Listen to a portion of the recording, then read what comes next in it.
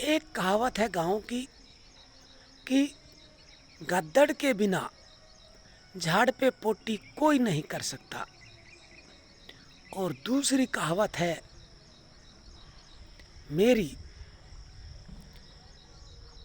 आदरणीय मोदी जी, आदरणीय अमित शाह जी और आदरणीय मोहन भागवत जी की सहमति के बिना देश में कहीं दंगा फसाद नहीं हो सकता।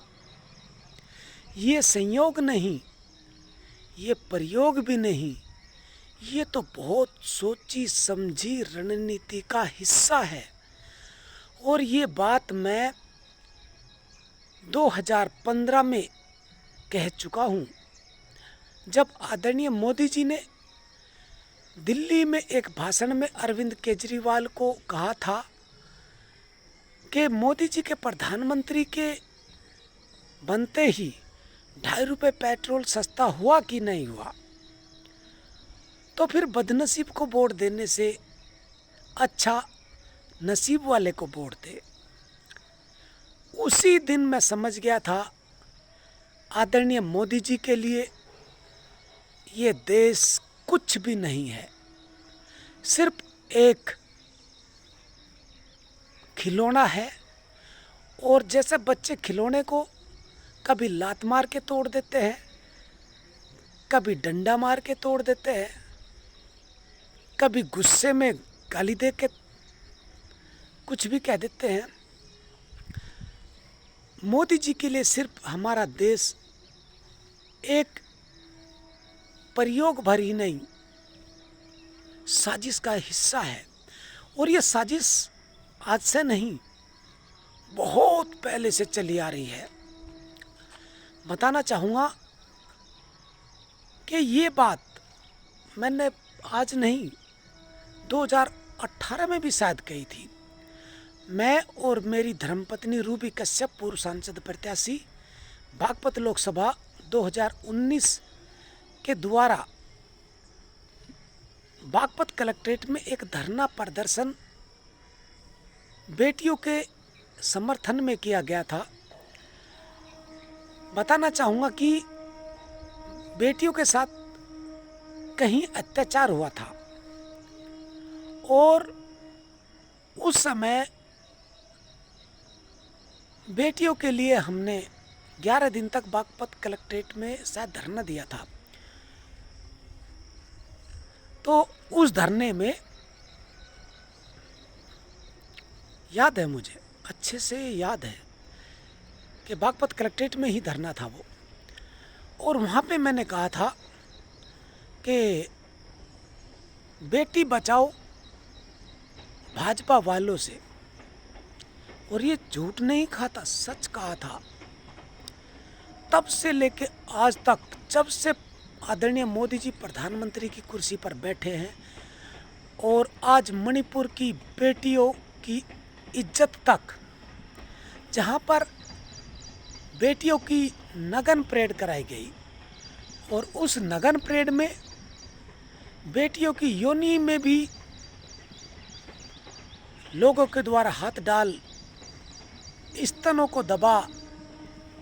और एक वीडियो तो मैंने ऐसी देखी मणिपुर की, ये 2 वीडियो हैं, बड़ी भयंकर वीडियो, दिलो दिमाग हिल गया। दूसरी वीडियो जो मैंने देखी, उस वीडियो को देख के तो मुझे लगा ही नहीं कि हमारे भारत की भी हो सकती है, क्योंकि उस वीडियो में एक बेटी को मारा पीटा जाता है, फिर दौड़ाया जाता है, फिर मारा पीटा जाता है, फिर सड़क पर उसको घुटनों के बल हाथ खड़े करके खड़ा किया जाता है, पीछे से दौड़ के लात मार के गिराया जाता है, और फिर दोबारा से उसको खड़ा किया जाता है, और अंत में फिर घुटनों के बल खड़े करके उस बेटी की पीठ में किसी स्वचालित हथियार से गोली मार के हत्या कर दी जाती है।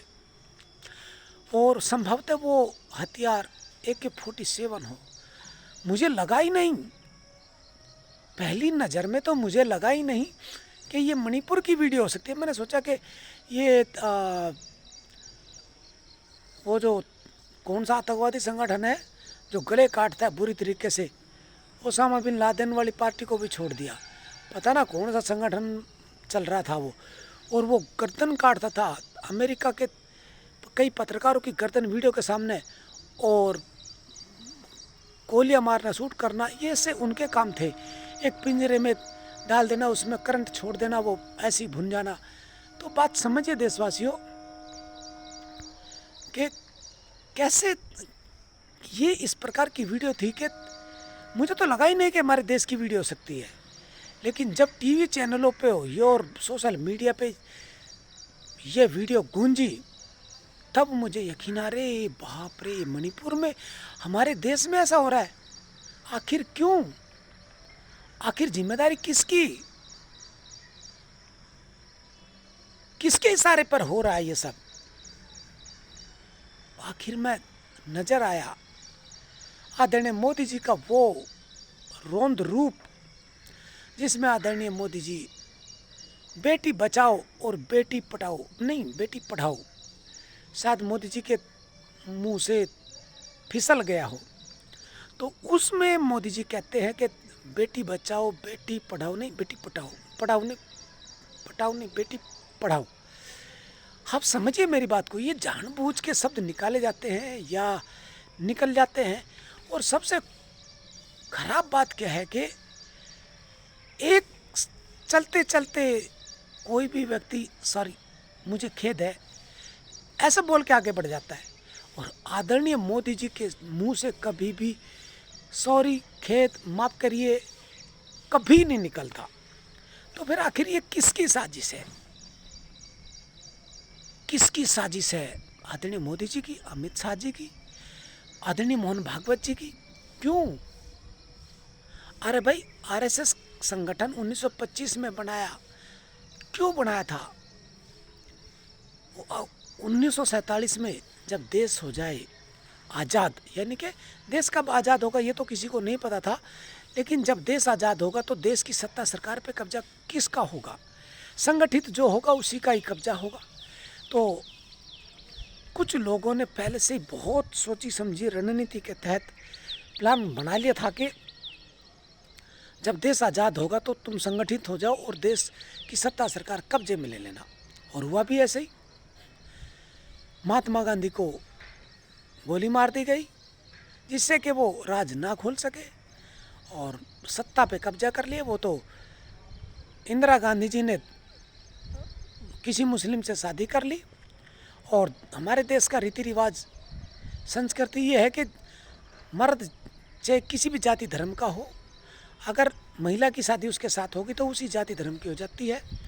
तो आखिरकार वो मुस्लिम हो गई और उसके बच्चे मुस्लिम हो गए, लेकिन उन्होंने अपने आप को हिंदू ही बना के रखा। वो सब क्यों और कैसे हुआ वो आप लोग बाद में सोच लो। लेकिन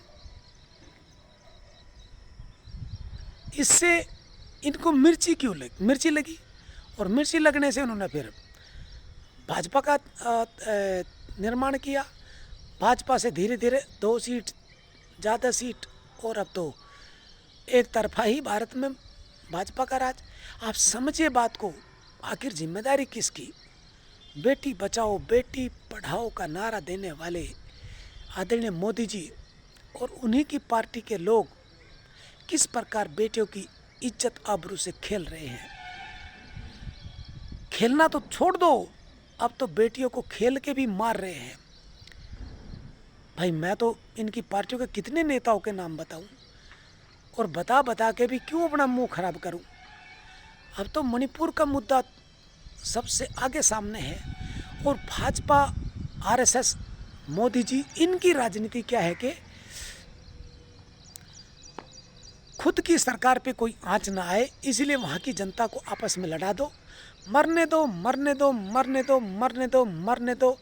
जब उनका पूरा का पूरा गुस्सा, दर्द सब मार मार के एक दूसरे को निकल जाए, तब आके कह दो अब सत्ता किसी को नहीं छोड़ेगी, जिसने गलती की है वो भुगतेगा, उसको सजा मिलेगी। करते रहो मोदी जी, मरवा तो दी ना अपने लोग, 150 लोग मणिपुर में। मैं तो वो कहता हूँ आदरणीय मोदी जी, इन सारी की सारी घटनाओं के पीछे आपके अलावा किसी और का हाथ नहीं है।